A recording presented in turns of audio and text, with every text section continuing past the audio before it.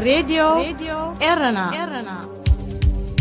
راديو إيرنا كاب كتما باريس محلالف بإرتوارن غازت إنياتا زدالو نتا راديو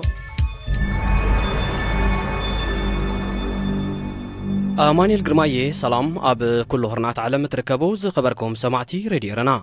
لومي ربع 3 ميازيا كل تشحن 10 تانيو ناي ساعت زي فنونا سمنان مدبات علم كميالون تطعمون كتقالليو قدمي جنا على توزينا كنقدمينا فلما أرستاتو ኤርትራ በምስጢራዊ ስምዓት ፕሬዝዳንት ኢሳያስን መንግስቲ ኢትዮጵያን ብሰንኪ ዝተጋደደ ዘይምትእምማን ዝካየድ ዘሎ ሰሚናራት ይቕጽል ሶማል ምስ እስራኤል ዝምድና ክትምስርት ኣለዋ ዝበለ በዓል ስልጣን ካብ መዘነቱ ተሰጊጉ ፕሬዝዳንት አልጄሪያ ዓብደልዓዚዝ ቡተፍሊቃ ድሕሪ 20 ዓመታት ካብ ስልጣኑ ተኣልዩ ሬዲዮ ኤረና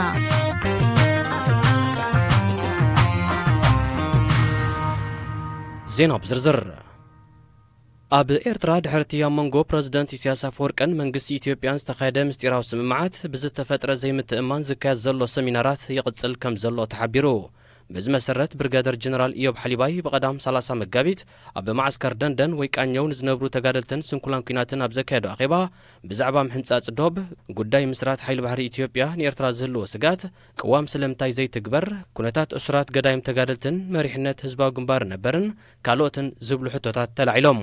ኣብ ተጋጣሚ ንስንኩላን ኩናት ተባሂሉ ኣብ ማይ ተመናይ ዝተሃንጸ መንበረ ኣባይቲ ስለምንታይ ናብ ካልእ መዓላ ውዒሉ ዝብል ቁጥዕ ዝተሓወሶ በዳህ ሕቶታት ብስንኩላን ኩናት ተጋደልቲ ኤርትራ ቀሪቡ ኣብ ማይ ተመናይ ንስንኩላን ኩናት ተጋደልቲ ኤርትራ ተባሂሉ ዝተሃንጸ መንበረ ኣባይቲ ንእሙናት ኣገልገልቲ ናይቲ ስርዓት ከም ዝተዓደለ ዝፍለጥ እዩ ኣብ ተመሳሳሊ ናይ ዘመተን ጎስጓስን ሰሚናር ብርጋደር ጀነራል አብርሃ ካሳ ንኣባላት ሃገራዊ ድሕነትን ጸጥታን ብዓርቢ 30 መጋቢት ኣብ ማእከል መደበር ፖሊስ ኣጂፕ ኣብ ዘካየዱ ኣኼባ ተመሳሳሊ ሕቶታት ቀሪቡሉ ብፍላይቲ ብወገን ኢትዮጵያ ዝድፍኣሉ ዘሎ ሓይሊ ባሕሪ ናይ ሙቃምን ባሕሪ ናይ ምውናንን ህንጡይነት ውዒሉ ሓዲሩ ንህዝቢ ኤርትራ ዘስግዩ ዝብል ሕቶታት ተላዒሉ ፕሬዝዳንት ኢሳያስ አፈወርቂ ምስ መንግስቲ ኢትዮጵያ ከቲሞ ዘሎ ንህዝቢ ዘይተነግረ ምስጢራዊ ስምምዓት ነቲ ህይወት 10 ኣሽሓት ኤርትራውያን ዘህለቀ ጉዳይ ምሕንጻጽን ምምልካትን ዶባት ጎስዩ ኣብ ኣጠቓቕማ ወደባትን ካልእ ንስልጣን ምንዋሕ ዝሕግዝዎ ፖለቲካዊ ውዕላትን ጥራይ የተኮር ብምህላው ኣብ ህዝብን ሰራዊትን ኤርትራ ሻቕሎትን ዘይምትእማንን ፈጢሩ ይርከብ ንኣዋርሕ ዝኣክል ዝኾነ መብርሂ ወይ መግለጺ ክሃበት ጸንሐ መንግስቲ ኤርትራ ኣብ ዝዋን እዚ ተፈጢሩ ብሰንኪ ዘሎ ሻቕሎት እሙናት ካድራቱን ናዋፈረ ንህዝብን ሰራዊትን ጽዑቕ ዘመተን ጎስጓስን ከካየድ ጀሚሩሎ እዚ ሕጂ ዝካየድ ዘሎ ጎስጓስን ዘመተን ምስቲ ኣብ 2001 ድሕሪ ምእሳር ላዕለዎት ሰበስልጣን መንግስቲ ነበርን ጋዜጠኛታትን ዝተኻየደ ሰሚናራት ተመሳሳሊ ጻዕቂ ከም ዘለዎ ይሕበር ሶማል ምስ እስራኤል ዝምድና ክትምስርት ኣለዋ ዝብል መርገጺ ዘለዎ ሶማላዊ በዓል ስልጣን ካብ መዝነቱ ከም ዝተሰጎገ ሬድዮ ዳስላን ካብ ሞቃዲሾ ሓቢራ እቲ ዓብዱላሂ ዱል ዝተባህለ ዳይሬክተር ሚኒስትሪ ጉዳያት ወጻኢ ሶማል ምስ እስራኤል ዝምድና ክትምስርት ንሃገራዊ ረብሓ ኣገዳሲ እዩ ዝብል ዓንቀጽ ብመንገዲ ትዊተር ዘርጊሑ ህዝቢ ፍልስጤም ጸላይ ገዛ ርእስዩ ዝበለ ሶማላዊ በዓል ስልጣን ኣብ ልዕሊ ሰላማዊ ህዝቢ ዝፍጽሞ መጥቃዕታት ክኹነን ከም ዝግብኦ ኣስሚሩሉ እንተኾነ ንሱ ነቲ ኣብ ሶማላውያን ብዙሕ ሕቶታት ዘለዓለ ናይ ትዊተር መልእኽቱ ጸኒሑ ድሕሪ ምድምሳሱ ናይ ውልቀይ ርእቶዩ ክብል ገሊጹ መንግስቲ ሶማል ነቲ ኣብ ጉዳይ እስራኤል ዝተፈልየ መርገጽ ዘሎ በዓል ስልጣኑ ብኡ ንብኡዩ ካብ መዝነቱ ሰጊግዎ ዓብዱላሂ ዱል ካብ መዝነቱ ድሕሪ ምእላዩ ንታይምስ ኦፍ እስራኤል ኣብ ዝሃቦ ቃል እዚ ናተይ መርገጺ ኣብ ብዙሓት ሶማላውያን ዘሎ ሓሳብ እዩ ኢሉ ናይ ግዜ ሕቶ እንተዘይኮይኑ ሶማልን እስራኤልን ዝምድና ምስራተን ዘይተርፍ እዩ ክብል እውን ደምዲሙ እቲ ሶማላዊ በዓል ስልጣን ነዚ ዝገልጽ ዘሎ ሓያሎ ሃገራት ዓረብን እስላምን ኣብ ጉዳይ ዋንነት ጎቦታት ጎላን ንመርገጺ ፕሬዝደንት ኣሜሪካ ዶናልድ ትራምፕ ይኹንናሉ ኣብ ዘለዋ ግዜ እዩ ምምሕዳር ትራምፕ ነቲ ኣካል ሶርያ ዝነበረን ድሕሪ ኩናት 1973 ብእስራኤል ዝተታሕዘን ጎቦታት ጎላን ኣብ ዝሓለፈ ቀንያት ከም ሉኣላዊ ግዝኣት እስራኤል ኣፍልጦ ከም ዝሃቦ ይዝከር ምዚ ተተሓይዙ እስራኤል ብጉዳይ ሰብኣዊ መሰላት ንምኹናና ውሳኔ ንምሕላፍ ኣብ 22 መጋቢት ኣብ ጀኔቫ ዝተገብአ ዋዕላ ሶማል ናይ ድጋፍ ይኹን ናይ ተቃውሞ ድምፂ ካብ ምሃብ ከም ዝተቆጠበት ዲፕሎማስያውን ምንጭታት የቃልዑ አንጻሩ ሰፊሕ ህዝባዊ ተቃውሞታት ክካየድ ጸንሐ ፕሬዝዳንት አልጄሪያ ዓብደልዓዚዝ ቡተፍሊቃ ካብ ስልጣኑ ተኣልዩ ቤት ጽሕፈት ፕሬዝደንት ኣቐዲሙ ብሓደ ሚያዝያ ብዝሃቦ መግለጺ ፕሬዝደንት ቡተፍሊቃ ኣብ 28 ሚያዝያ ብወለንቱ ስልጣን ክለቅቕ ምዃኑ እኳ እንተሓበረ ህዝቢ ሃገርን ሰራዊትን ግና ቡተፍሊቃ ብዝቐልጠፈ ክእለ ድሕሪ ዘቕረቦ ተቃውሞ እዩ ተማሊ 2 ሚያዝያ ስልጣኑ ሓዲጉ ንሱ ኣቐዲሙን ናይ ካቢነ ሚኒስተራት ምቅያር ምግባርን ሓድሽ መንግስቲ ብምምስራትን ስልጣኑ ከናውሕ መዲቡ ነይሩ እንተኾነ ህዝቢ ብዘካየዶ ሰፊሕ ተቃውሞታት ኩሉ መደባቱ ብምስራዝ ስልጣኑ ሓዲጉሎ ንልዕሊ 6 ዓመታት ብሕማም ወቕዒ ዝሳቀስ ዘሎ ፕረዚደንት ቡተፍሊቃ ገለ ክፋላት ኣካሉ ለሚሱ ብዓረብያ ስንኩላንዩ ዝንቀሳቐስ እንተኾነ ተወዲ 82 ዓመት ፕረዚደንት ነተወሳኺ 5 ዓመታት ኣብ ስልጣን ንምጽናሕ ንመበል 5 ግዚኡ ኣብ ምርጫ ክወዳደር ምዃኑ ገሊጹ ነይሩ ህዝቢ ኣልጄርያ አንጻሩ ድሕሪ ዘካየዶ ሰፊሕ ተቃውሞ እቲ ፕረዚደንት ነቲ ናይ ምርጫ መደብ እኳ እንተሰረዞ ከሳብቲ ስልጣኑ ዘብቃዓሉ ግዜ መራሕቲ ሃገር ኮይኑ ክቕጽል እዩ ክከራኸር ጸኒሑ ህዝቢ ኣልጄርያ ተን 20 ዓመታት ኣብ ስልጣን ጸንሐ መራሒ ደጊሙ ክሪኦ ከም ዘይደልን ብዝቐልጠፈ ካብ ስልጣኑ ክእለን ብዝቐጸሎ ተቃውሞታት ሰራዊት ሃገር ከም መንጎኛ ብምእታው እቲ ፕረዚደንት ብሰላማዊ መንገዲ ካብ ስልጣን ክእለ ንድፊ ከም ዝሓንጸጸ ዝተፈላለዩ ፖለቲከኛታት ሃገር ይሕብሩ ህዝቢ ኣልጄርያ ብምእላይቲ ን20 ዓመታት ኣብ ስልጣን ጸንሐ ፕረዚደንት ቡተፍሊቃ ኣብ ጎደናታት ብምውጻእ ሓጎሱ ኣብ ምግላጽ ይርከብ ፕረዚደንት ቡተፍሊቃ ካብ ስልጣን ድሕሪ ምእላዩ ዝመጽእ ዓመት ምርጫ ክሳብ ዝካየድ ንጊዜያዊ መንግስቲ ሃገር መን ከም ዝመርሑ እኳ እንተዘይተረጋገጸ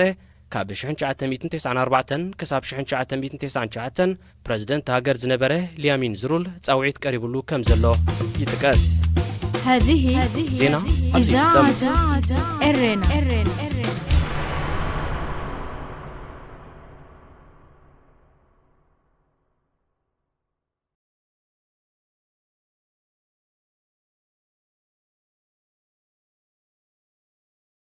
ዳግማይ ሰላምታና ተቐበሉ ዝኸበርኩም ሰማዕትና ዝቕጽል መደብና ብሰናይ ዘርእተ ወልደ ዝዳሎ መደብ ዓለም ከመይ ኣሎ ክኸውን እዚ ናይ ሎም መደብ ድማ ንኩነታት ቬኔዙዌላ ማእከላይ ምብራቕ ዲሞክራስን ትምህርትን ከምኡውን ስደተኛታትን ኣሜሪካን ዝኣመሰሉ ኣርእስታት ዝትንትን ትሕዝቶ ገይሩ ዳልይዎ ዘሎ ሰናይ ምክትታል هذه إذاعة إرنا ቬኔዙዌላ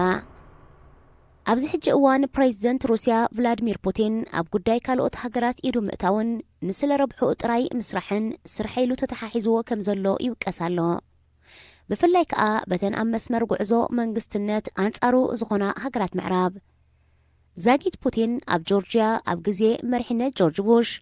መሊሱ ኣብ ምብራቕ ዩክሬን ክራይሚያን ሶርያን ኣብ ግዜ ፕሬዚደንትነት ባራክ ኦባማ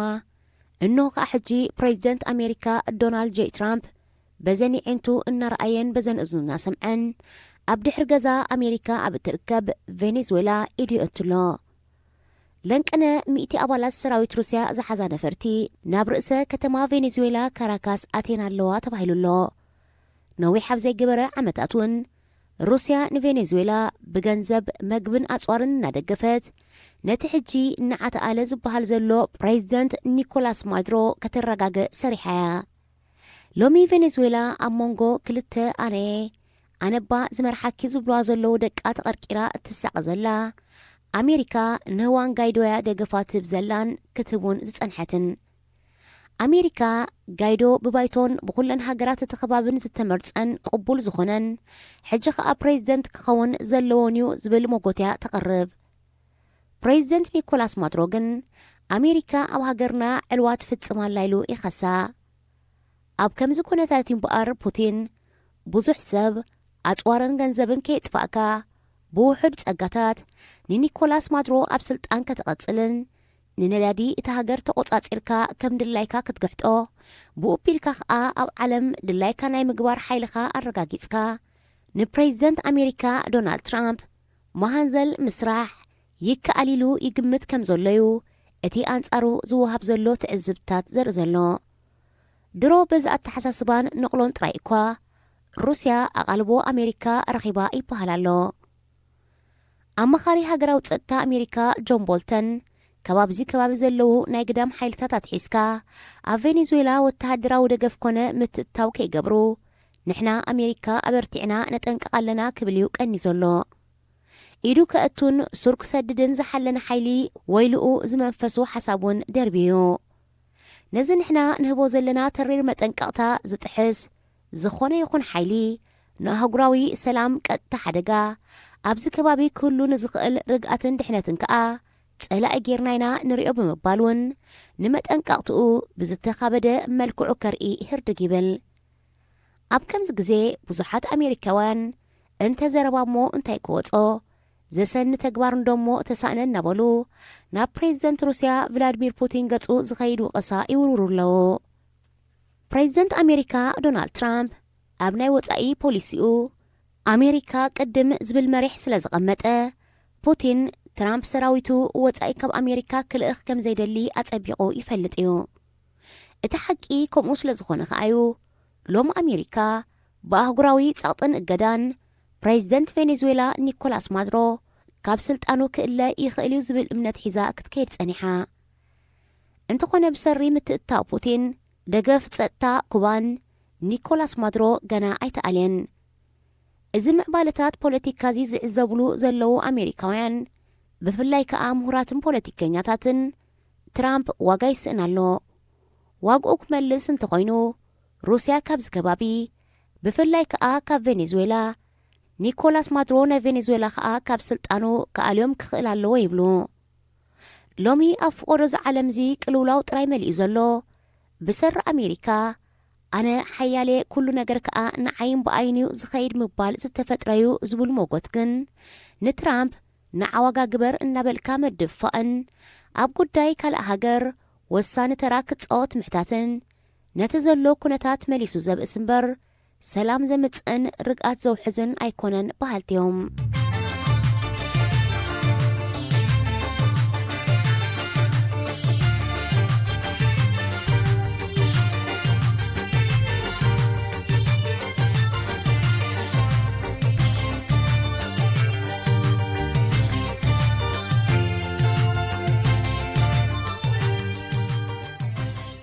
ማእከላይ ምብራቕ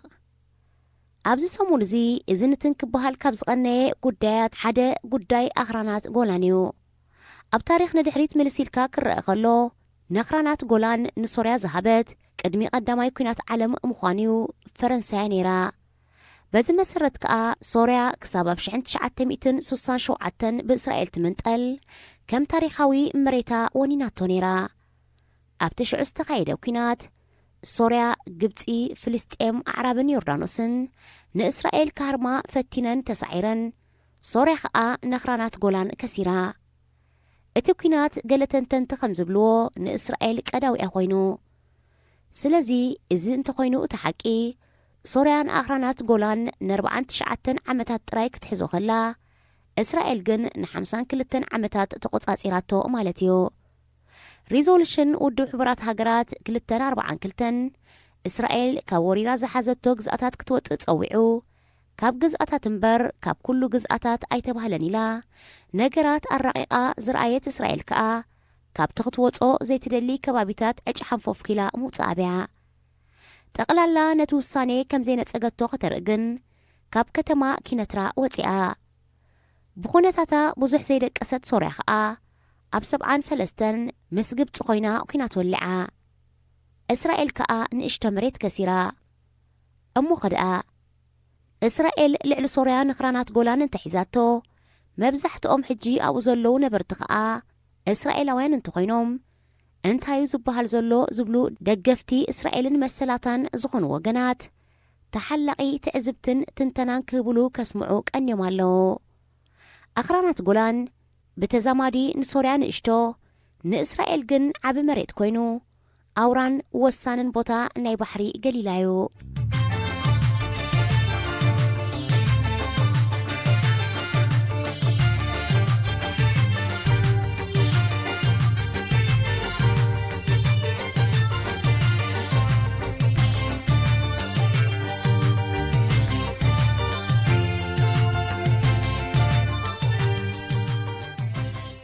ዲሞክራስን ትምህርትን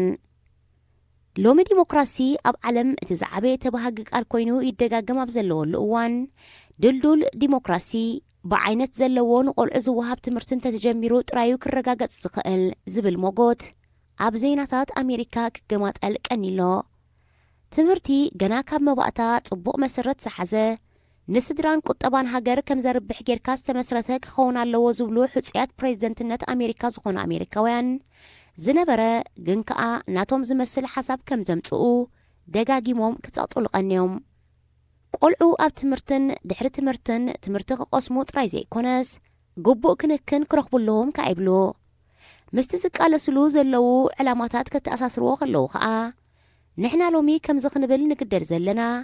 ዲሞክራሲ ክህሉን ከይህሉን ዝውሰን ኣብ ዓይነት ዘለዎ ትምህርቲ ንቆልዑ ምሃብ ዝምርኮስ ስለ ዝኾነዩ ዝብል ሞጎት ይቐምጡ። ንዲሞክራሲ ከተህልዎ ጥራይ ዘይኮንካ በብእዋኑ ከተሓይሎ ይግባእ። ንናይ ሎሚ ተምሃሮ ከም ኣውራ መጻእቲ ተረከብቲ ወለዶ ክትኩስኩሶም ንጡፋትን ጸጋ ዝመልኦም ዜጋታት ክትገብሮም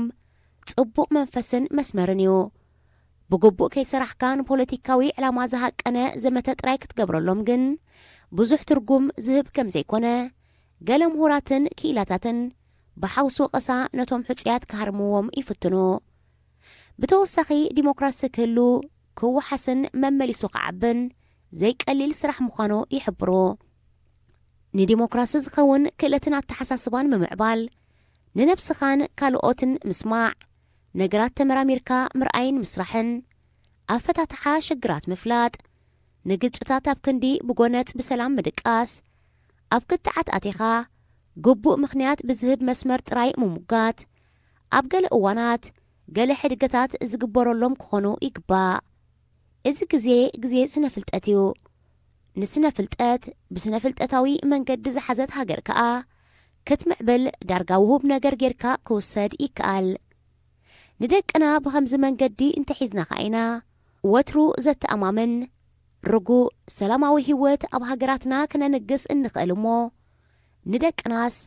ኣብ ዝኽበሃል ዝጸንሐ ሰረታት ደኣ ንህነጾም።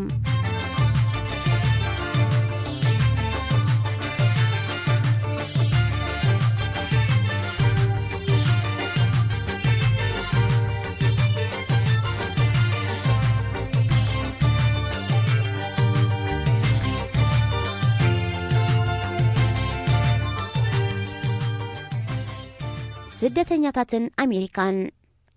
ሎሚ ኣብ ዓለም ስደት ኣውራ ኣርእስቲ ኮይኑሉ ብዘሎ እዋን ኣሜሪካውያን መንግስቶም ኣብ ሕጊ ስደተኛታት እቲ ዝድለ ስጉምቲ ብዘይምውሳዱ ቁጡዓት ምዃኖም ይገልጽለዉ። ከምቲ ንብሎ ዘለና ጉዳይ ስደት ንኣሜሪካ ልክዕን ልዕልን ካልእ ከባቢታት ዓለም በርቲዕዋ ከም ዘሎ ይንገር እዩ። ዋላ እኳ ቀንዲ መንቀሊት ስደት ንሳ በዓለያ ዝብል መረረ ዘይእለ እንተኾነ በዚ ኮይኑ በቲ ግን ኣብ ኣሜሪካ ብውሕዱ ካብ ደቡብ ኣሜሪካ ጥራይ ወረቐት ዘይሓዙ ልዕሊ 11 ሚልዮን ስደተኛታት ምህላዎም ብመንገዲ ሜክሲኮ ዝኣቱ ዘይሕጋውያን እውን ዋሕዞም ብዙሕ ብምዃኑ እቲ ሕቶ ኣዛራብን ወሳንን ኮይኑ ኣብቲ ሃገር ካብ ከምዚኣቶም ስደተኛታት ስድራ ቤታት ዝውለዱ ቆልዑ ግን ብኹለንተንኦም ኣሜሪካውያን ስለ ዝኾኑ ነቲ ጉዳይ መሊሱ ዝተሓላለኸ መልክዕ የትሕዞ። እቲ ሽግር ክሳብ ክንዲዚ ዓብይ እንተሎ ፍታሕ ክናደየሉ ክድለን ክትፀዓርን እምበኣር ከም ሓደ ባህርያዊ ነገር ጌርካ ክውሰድ ይኽእል እዩ። ኣሜሪካ ነዚ ሽግር ዝኸይፈትሐት ክትዛረበሉን ክትካትዓሉን ሎሚ 30 ዓመታት ኣሕሊፋላ። ብሰሪ እዚ ጉዳይ እዚ ሎም ዘበን መንግስቲ ኣሜሪካ ኣብ ታሪኹ ዝነውሐ ምዃኑ ዝፍለጥ ምዕፃው መንግስቲ ን35 ዓመታት ኣጋጢሞ እዩ። እቲ ሽግር ክሳብ ክንዲዚ ከቢድ ስለ ዝኾነ ኸኣዩ ኣብዚ ሕጂ እዋን ኣባላት ክልቲኡ ሰልፍታት ኣሜሪካ ሰልፈይ ሰልፍኻ ኸይበልና ነዛ ጉዳይ ብስሙር ሓሳብ ከነደቅሳሎና ብምባል ናይ ሓባር ሓሳባት ከፍስሱን ብሓባር ከዓዩን ዝረአዩ ዘለዉ። እቲ ጉዳይ ግን ክንዮ እዚ ጻዕሪ ዝሓሊፉ ከም ዘሎ ዘተሓታትታ ኣይኮነን። እዞም ወረቐት የብሎምን ዝበሃሉ ዘለዉ ስደተኛታት ብዙሕ ዕዮታት ኣሜሪካ ዝዓሙ ኣፍረይቲ ዕዉታት ቆልዑ ዝወለዱን ንምዕባዮም ከርተት ዝበሉን 2-3 ስራሓት ዝሰርሑ ኣብ ኩሉ ሕብረተሰባዊ ኩነታት ኣሜሪካ ከዓ ዝዋሱ እዮም። ብዘይካቶም ውሑዳት ኣብ ገበን ይሳተፉ እዮም ዝበሃሉ ሰባት። ስለዚ ከዓ ንሽግራት ናይዞም ስደተኛታት እዚኣቶም ክትፍትን ከለኻ እቲ ፍታሕ ጥንቁቕን ሓላፍነታውን ክኸውን ይግብኦ። ቅቡልን ግብራውን እውን ክኸውን ኣለዎ። ንስደተኛታት ብግቡእ ኣጻርዩ ነቶም ዝግብኦም ዋላ እውን ብሚልዮናት ይቆጸሩ ዕድልን ጸጋ ትምህርትን ዝቕርብ ፍታሕ ከተምጽእ ኣሜሪካ ሎሚ ካብ ዝኾነ እዋን ክትግደድ ኣለዋ። ሰባት ካብ ሃገራቶም ብሰንኪ ሕሰምን ግፍዕን ተሰዲዶም ኣብ ዓዲ ስደቶም ልዕሊ ሰቦም ደኺሞም ክነብሩ ከለዉ ብፍርሒ ዝሽቕረሩሉ ምኽንያት ክህሉ ሕልና ዘለዎ ነገር ኣይኮነን። ሎሙዶ ጽባሕ እስጎግ ዝብል ዘይርጉእ መንፈስ ንሰብ ሰብ ምዃኑ ዝግህስ ደበና ጥፍኣት እዩ። ስለዚ ነባሪ ሓላፍነታዊ ሰብ ምዃኑ ዘይዘንግዐ ፍታሕ ክመጽእ ግቡእ ይኸውን። ብሰናይ ዘርአተ ወልደ ዝተዳለወ መደብ ዓለም ከመይ ኣሎ ኣብሲ ይዛዘም።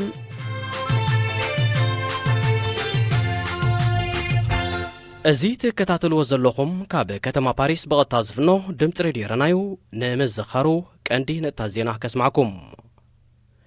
ኣብ ኤርትራ ድሕሪ እቲ ኣብ መንጎ ፕረዚደንት ኢሳያስ ኣፈወርቅን መንግስቲ ኢትዮጵያን ዝተኻየደ ምስጢራዊ ስምምዓት ብዝተፈጥረ ዘይምትእማን ዝካየድ ዘሎ ሰሚናራትን ጎስጓሳትን ብጽዑቕ ይቕጽል ኣሎ። በዚ መሰረት ብርጋደር ጀነራል ኢዮብ ሓሊባይ ብቐዳም 30 መጋቢት ኣብ ማዕስከር ደንደን ወይ ቃኘው ንዝነብሩ ተጋድልትን ስንኩላን ኩናትን ኣብ ዘካየዶ ኣኼባ ብዛዕባ ምሕንጻጽ ዶብ ጉዳይ ምስራት ሓይሊ ባሕሪ ኢትዮጵያን ንኤርትራ ዝህልዎ ስጋኣትን ቅዋም ስለምንታይ ዘይትግበር ኩነታት እሱራት ገዳይም ተጋድልትን መሪሕነት ህዝባዊ ግንባር ነበርን ካልኦትን ዝብሉ ሕቶታት ኣልዒሎም። ኣብ ተጋጣሚ ንስንኩላን ኩናት ተባሂሉ ኣብ ማይ ተመናይ ዝተሃንጸ መንበሪ ኣባይቲ ስለምንታይ ናብ ካልእ መዓላ ውዒሉ ዝብል ቁጥዐ ዝተሓወሶ በዳህ ሕቶታት እውን ቀሪቡ። ኣብ ማይ ተመናይ ንስንኩላን ኩናት ተጋደልቲ ኤርትራ ተባሂሉ ዝተሃንጸ መንበሪ ኣባይቲ ንእሙናት ኣገልገልቲ ናይቲ ስርዓት ከም ዝተዓደለ ዝፍለጥ እዩ። ኣብ ተመሳሳሊ ናይ ዘመተን ጎስጓስን ሰሚናር ብርጋደር ጀነራል ኣብርሃ ካሳ ንኣባላት ሃገራዊ ድሕነትን ጸጥታን ብዓርቢ 29 መጋቢት ኣብ ማእከል መደበር ፖሊስ ኣጂብ ኣብ ዘካየዶ ኣኼባ ተመሳሳሊ ሕቶታት ቀሪቡሉ። ሶማል ምስ እስራኤል ዝምድና ክትምስርት ኣለዋ ዝብል መርገፂ ዘለዎ ሶማላዊ በዓል ስልጣን ካብ መዝነቱ ተሰጊጉ። እቲ ዓብዱላህ ዱል ዝተባህለ ዳይሬክተር ሚኒስትሪ ጉዳያት ወጻኢ ሶማል ምስ እስራኤል ዝምድና ክትምስርት ንሃገራዊ ረብሓ ኣገዳሲ ምዃኑ ዝጠቀስ ዓንቀጽ ብመንገዲ ትዊተር ዘርጊሑ። ኣንጻሩ ሰፊሕ ህዝባዊ ተቓሞታት ክካየድ ጸንሐ ፕረዚደንት ኣልጀርያ ዓብዱልዓዚዝ ቦተፍሊቃ ድሕሪ 20 ዓመታት ካብ ስልጣኑ ተኣልዩ። እዚ ድምፂ ሬድዮ ረናዩ ተጥዕሙ ምስ ሬድዮ ረና ኣብዚ መደብ እዚ ንማሕበራዊ ህይወት ዘንጸባርቑ ጽሑፋት፣ ግጥምታት፣ ድርሰታትን ዋዛታትን ዝቕርቡ ኮይኖም ኣብ ህይወት ንዘጋጥሙ ጸገማትን ኣፈታትሖምን ኣመለኻኽታና መዓልታዊ ህይወትና ተዘክሮታት ንእስነትን ካልእ ንኣጠማምታና ውልቃዊ ህይወትና እናንጸባረቐ ዘዘናግዕን ምኽርታት ዝልግስን መደብ እዩ። ተጥዕሙ ምስ ሬድዮ ረና ዝኸበረን ዝዓዘዘን ሰላምታና ተቐበሉ ፍትዋት ተኸተልቲ መደብና ከመይ ቀኒኹም? እዚ ተወትር ረቡዕ ዝቐርበልኩም መደብኩም መደብ ተጥዕሙ እዩ። ንሎሙን ከምቲ ልሙድ ንዓኹም መዘናግዕን ምህርን ዝበንላይ ትሕዝቶ ዳሊና ኣብ መደብ ሰዓትና ተረኺብና ኣለና። ክሳብ ፍጻሜ መደብና ምሳና ሓቢርኩም ብኽብሪ ክጸንሑ ዝዕድመኩም ኣዳላውን ኣቕራብን መደብ ተስፊት ዮሃንስ እየ። ሰናይ ምክትታል። إرنا هنا إذاعة إرنا الدولية. ሳምራዊ ተኸታታሊ ዛንታ ብተስፊት ዮሃንስ ምዕራፍ 2 ቁጽሪ 1 ሓሙት ዛይድ ሓፍቱ ኣብ ኣፍ ደገ ብጽሒዎ ድሕሪ ምኻዱ ሳምራዊ ኣብቲ ስከላስካላ ኮፍ ኢሉ ዛዕለ ኸተማ ደቂ መሓረ እናስተማቐረ ኣብ ዓሚቑ ሓሳባት ተሓለ። እንታይ ክገብር ከም ዘለዎ ምስ ነብሱ ኣብ ምልዛብ ተጸምደ። ኣብ ትረፋድ ሓድሽ ምዕራፍ ክጅምር ከም ዘለዎን ዝጀመረ ምዕራፍ ድማ ኣብ መወዳእታ ኸብጽሖለኒ ክብል ደምደመ። ኣብ መንጎ ድማ እዛ መዓልቲ እዚኣ መጀመርታን መወዳእታን እንድያ ብዘይፈልጣ መወዳእታን ብዘይ መልሶ ሕሉፍን ገዛእ ርእሰይ ከዋጥር የብለይን። ኣእምሮይ ነጻ ክኸውን ኣለዎ። ነጻ በቃ ነጻ ከም ዘስተማቑረ ዘለኹ ህዱእ ንፋስ ብርግጽ ናበይ ከም ዝጓዓዝ ክፈልጥ ኣለኒ። ካበይ ከም ዝመጻኹን ክዝክር ኣለኒ። ክጭነቐሉ ግን የብለይን። ዝከኣለኒ ንምስራሕ ግን ድሕራይ ክብልን እየ። እንቃዕሪሩ ጠመተ እሞ ነታ ግመ ፈንጢሳ ፍሽኽተኣ ዝረኣየቶ ፀሓይ ወጋሕታ ተዓዘበ።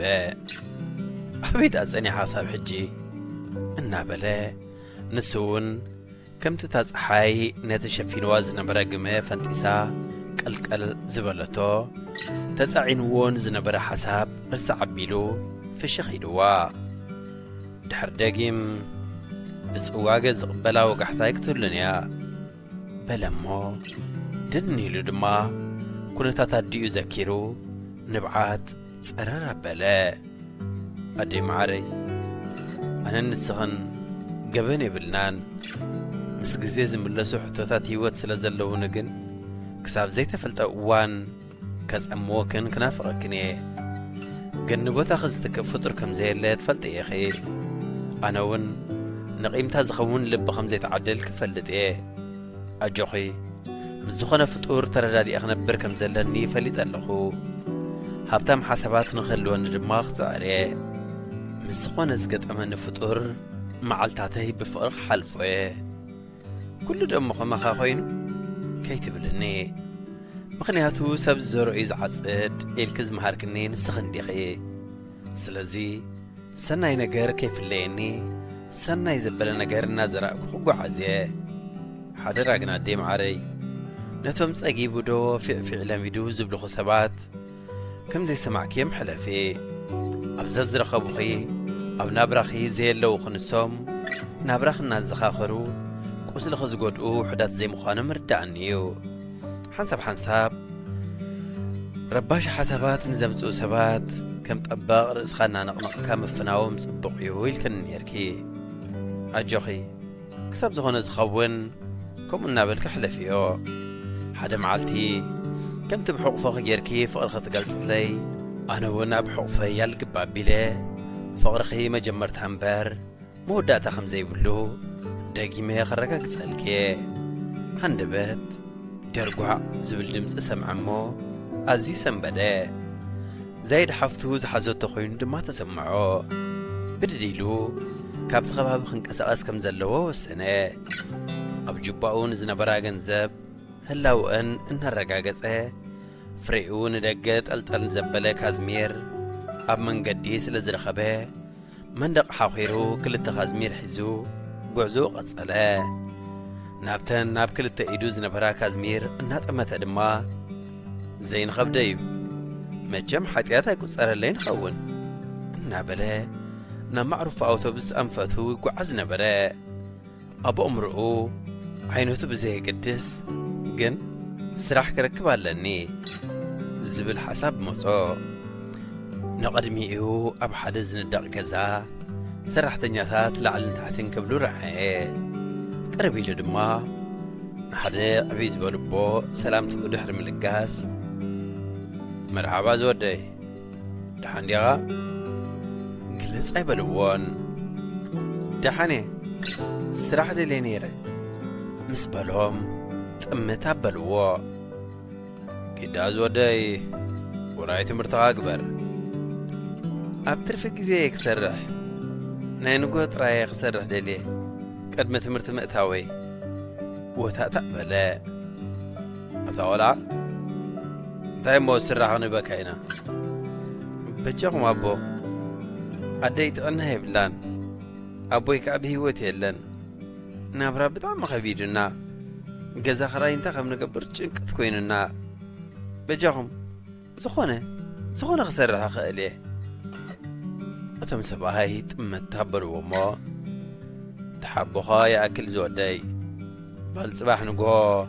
ساعة شوعة تمسا إلو ما فنوا شو خسر كيب لهم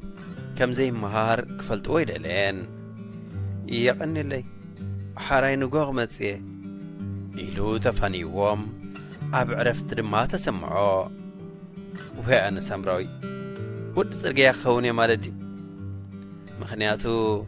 مو عالخ بترخبه محدريي قدناي خون بعد فلت كله خفتنا بقى حجينا دحريت زبللو مخنياتي بالليل قعزنا قدميت مبر ندحريت مقعزنا بعوتها يبصحني ورانتاي كويني يا اخي بزعبا مصاي زحس بمبر زجنق كلون خمزي بلو مسنا سوي تسمامي اخن سي اب حساب زاتو تبع كبل علني نصقميك سعرون تخوينا كل جزء بحبه عزيز لني النابلة رحكت زلوا من قد هوات بحن سقمت 5 جمر سلزة أمانة وشت أو حيلي كسمعو جمرة أجغ نفسي ناي حاقو الزمن كما سألكيو من قدر هوا جميري لخو كي تفلتوه معرفو أوتوبس بأسحاء أبترفاد ويزر لملمن ناس مرتن نايود عمات دخمس لزنبران الرافيدانين تبرابيران إيوبغن بنوغو تبرابيرو أبدا جيز حيو قحتها يستمغر نبرا أب زخر حسابات أتيو نسامراوي حدا معلتي كم سب كان لها انت زيج نغلكا مسبلو كم سب زي كونه كم نبس يخنبر زدلي يوب حوي كم نبس خانبر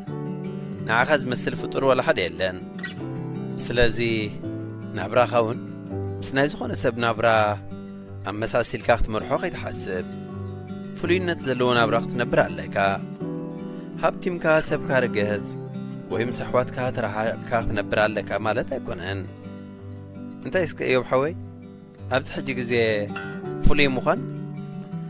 ابت زهبتم كارلو جزي نابرخا زغير كارلو اوان مواعل تدخاتات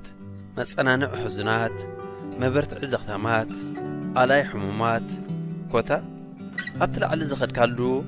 مواعل تنايتوم ابت تحت زلوخن ازي فلينت ايوب حوي حاقوسي تبل أدي تغنت أزيد ما حاقوس زفتر زبولو يذكرنا براء ملسونا بحسابات حلاء نسامراوي نتقبر لكم زلو حسب أمو نتقدم شعو يوب حوي قد مزغونا ساب ننفسها حاقوس لكا ريخا لها أبتا زي خاز حرق كارلو ويستجنق كارلو اوان نما نبسب زي حاقوس نقر كتقبرا يتغدن أبت تصبق سمعك أوان جن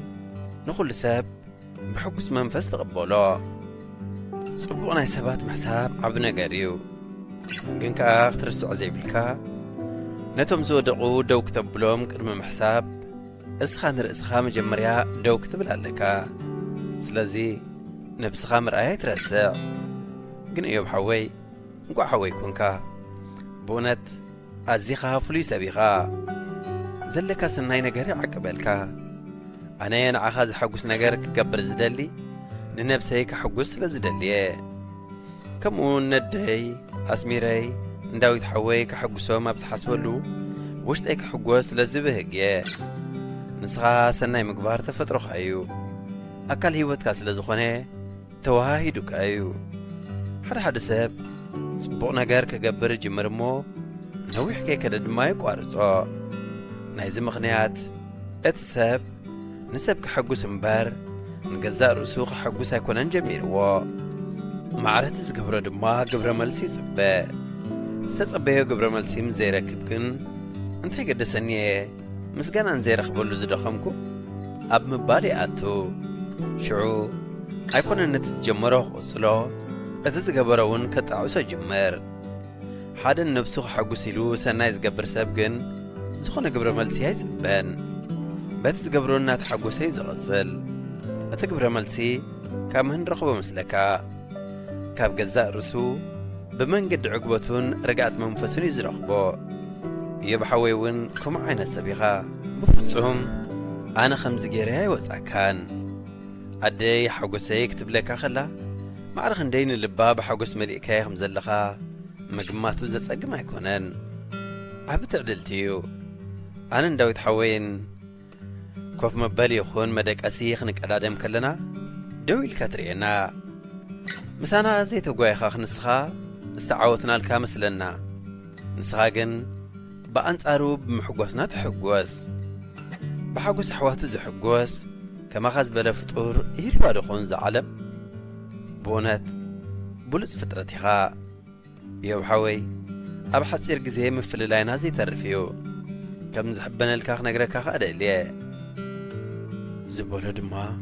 كم مقاله حنا تدقاقمه أبو أمرؤو خك ألح جمره سمرا وحوي بجا غازي 5 عين سرباير داننيو كم بالك دفو كبلو خلو كمستا سامراوي تقجلو زغل عقم زربا كبلي خمسي خيو سامراو حوي بزحيت مرامر بجخا كم زعينة حساب يزقلليو سلز بجخا از نگر زقدفو زبولو نازكره اب منغو يزرلملم حاغوسي كمي حديركا حاو غدا بيالو مسبلو اي مزن حديرو من البات قويلا مستود نسبع الموسيقى يدو يخون انا غلطي فيها تمليسة اسمرات ملسنا ايوب مسمعات كيري يخون الكاسق تبل ناخي تحدثهم كتبلون ايوب بدد كبلن حدا غناء اب كل قليلو كرخبويك علان اتاب قربا غزي خنفل علينا زبلو اب حنقولو نامزات عرفت خلعتو بس نجار اقدمها كافيلين تزنبر دم حاجه مخانكا من كم زمت إلى حاسبو حج انت مسيجن قدن كنجرن علني دليو مسكابسه اب اجرس حدي كوفيلو اب كبيد شنقته شمامه دهايو خي حزي خب مملاس نبعلو بتازوصاخ طف ترايو مخنياتو اب تجزاز فطر هوكت ترايو مملسو يربش نبره اب تقاو حساب زبصح ناحفرهم كستوعللي كالن يوبا انتي دا بحساباتيخا سامراوي راخين نبي كي ديخا كندزي تشنق اي حدرنكو اب كل غير خاسينيو اي يوبا كتشغل مچم غديخا انت قدد عند عينو ميزهلو مسبلو قرب فشخيلو اي سمراو حوي بلا بحوس مستنتان نوبيح كم استفلاليو كل نجارو نافقو اعينتو نبعات قصر سريلو رسي الكبا بلا يحفرم ما اسي زغون زلو ابز محماس كنعللو عيلنا اموداتا كابز عدي خوصيه انت زي تراخيبنا يتشغل النيرو ايوب تكبراونت نايت قداي نا تسالو نابي بقمي معس حق عايش ولا انت مستيراي نغرنن انا كنا اسمرت يا اختوس دوي لحس لز حسبكم بزو حي توقاتكون ابز اندي زلا امبا حنت مرجا نعينو محتاتيا عديا امو خان دي تخون زلا حقي هو بقى روحو سود امت كتبل كم زمصخا مسيلكا اتيخا دحر عدل مسرغبكا نعينهم تحتا زبل مخريم سلقسلو ايوب بحساب تسماميعو اتوه كاب تثبيت وصايكن عينهم نقدر حزا ادي اخ تقول اساسا حتى فرح بلا سمراو حوي قرخ وتراي كوينو هيكون بلا بوشتو اديها عنصي تختمص دقم سوصات حتو اقرب لا ايفلطكن هذا كفلطون ايدلني حوقا سبا يكونن مسبلتو مغنيات محمامها سامراو مخان ترد كخير بلا كبلن كله واي لبنا ندي طفينا انت ايبودي كوف مبل بحنساب تمسحكات خيد كتب له خلا بوشت ويربشت لزنبره عقل خجبره كالان بقى موي صاغي بلغو قديفون وصا احفرو ما بتاغر غزوم زلا بربره صليم كوفيلو صنحو ايتا انت ايلاتك بله تقداديمو حمق الله بجها حميمه تزارب يكون كتساي كالتن مسبلو شدي بالي اني ساتخون انت تصلوا ليها بلا ايوب انا ده حويج اني قلنا خلو تصوت بونت ايوبا انت تانيسن يا حماين كبلو سميع اللغو دحركا ازو كل عيدر زوصكو اب عودي دقيسم كلو ادي اسل زرخبتم كوي انت يا زي تفلط كتكون تدلي نايكم يقدسنني أنا ده حوي ترايزت لين زلو حجي بلا بعوتها قدي فود ما تمرك أفا أبلع الشغلتين شغلت كوس خلاني بلين إلو دحر محساب جزا مخير حيش المبال جزا خدا أبدأ جيد كوزين بون حزن صنحو جزء كسل تخدنا أنا ديلو دما مزراب سينو أعين تتخيلو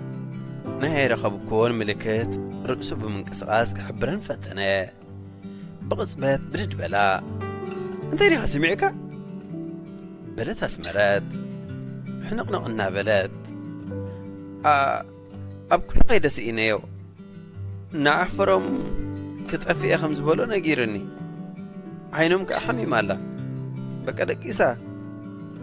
كل التيان أويات درقحو أبصبح ودامت أتجزا ناب حزن تغير. هذه إذاعة إرنا. منيخا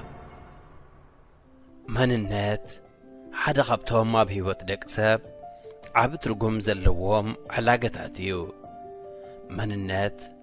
كن يمون مخان كام فلات زخيت عبت رقم زلوا نعخا نقل خازم الكتن زقد سنترايون يكونن أب أفريقيا زنبر حرمازن أب إسيا زقمت حرمازن كلت يوم سعر مبار السقاي بالعون كلت يوم كمي جيركا مقبخم تمقررات أفؤمن بحاسيرو ولا كواب السنكيا كبابيا وزقلوها قل زفلا اليوم ناقشت بحريات انتهالوهم اتذكر هربهم بزاح سبات قنا لعلتي ببحريا وتعدلتي زنبروه اتبهلاو سرعات زمرحوه سلز بزاح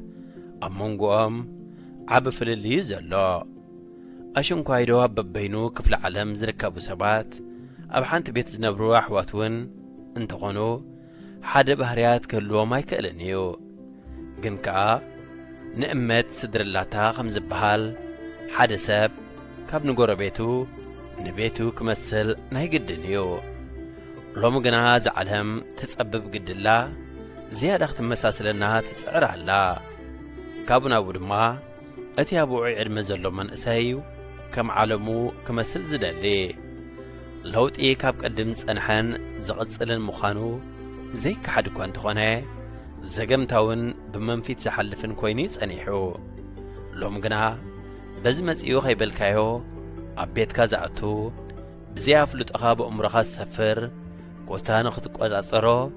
ازيوا شغار زخونه قصبتاو مسرح يخون الله اتلوت اي هندبت اب جنت زسفركا طراين تزخون نايم تسالان اتزسكف نابسيول زدربيكا عينت لوطون زلو مخانيو سدرانان كبابينان نحنا كنكونو زبهكو لوام نحنا دما كنكونو نمنيو نغير علنا علم دما بتزلوا ماليا زي بيقولوا مربوبات غيرها ابقلي بفلات ابقلي دما بزي فلات كم يكن كون كم زقبانا تحبرنا اذا كل صلواتات بزي قد سقنا نحنا بحد خفال ناي مدري مسقلو السنات ابالات ناي مدرينا ننبر اتحكي زخنسو ان حنسا امول عالم ننبر زلنا مثلنا مو ابحث اوان دما كل نجر كنو ننهنت حق ايو عالم بستفلالي معبالتات نابقشت تغييرا لاينا نبل ازقنا عالم بمولاه تمعبلا الله هزب عالم بمولو دما بمعري رهولو مالت كم زي كونه برهيو قلقا معبالتات عالم كلنا بحبار نستمعور لنا ابقل اقنا نعزبو وين نقبر ابقو نخنبصح قزين سعرن كم حتى الناس نرسعو ود سب بحريو دلاي صبوق سلازخونه نثقنا نسو زي بصحو معبالي زمنه كوم مناي دما حماق نغير يكونن انت خونه اتبتريت عينهن بكرتا اذنن اتحالمو عالم بعلو قوف زبلكا يكونن صحافي ارمياس سلامون منجي مسعت من اساي إرنا هنا إذاعة إرنا الدولية. ፈትዋ ተኸታተልቲ መደብና ብዘቕርምና ልኩም ትሕዝቶ ዓጊብኩም ተዛኒኹም ክትኮኑ ተስፋና ገበርና ናይ ሎም ትሕዝቶና ኣብዛዚምና ኣለና ኣብ መደብና ዘለኩም ርእይቶ ይኹን ነቐፌታ ወይ እውን ክቐርበልኩም ትደልይዎ ጽሑፋት ምስ ዘሉ በትልሙድ ኣድራሻና ናብ ሬድዮ ኤረና @gmail.com ወይ ሬድዮ ኤረና @yahoo.com ኢልኩም ለኣኹልና ክበጽሓና እዩ ብተወሳኺ እውን ኣብ ፌስቡክ ተስፊት ዮሃንስ ብምባል ኣብ ናይ መልእኽቲ ሳጹን ክትገድፍለይ ከም ትኽእሉ ከዘኻኽረኩም ደሊ ብዝተረፈ ብዝመጽእ ረቡዕ ኣብ ተመሳሳሊ ሰዓትን ብዝተፈለየ ትሕዝቶን ክሳብ ንራኸብ ጠጥዕሞ ጠጥዕሞ ምስ ሬድዮ ኤረና ኣብዚ መደብ እዚ ንማሕበራዊ ህይወት ዘንጸባርቑ ጽሑፋት ግጥምታት ድርሰታትን ዋዛታትን ዝቕርቡ ኮይኖም ኣብ ህይወት ንዘጋጥሙ ጸገማትን ኣፈታትሖምን ኣመለኻኽታና መዓልታዊ ህይወትና ተዘክሮታት ንእስነትን ካልእ ንኣጠማምታና ውልቃዊ ህይወትና እናንጸባረቐ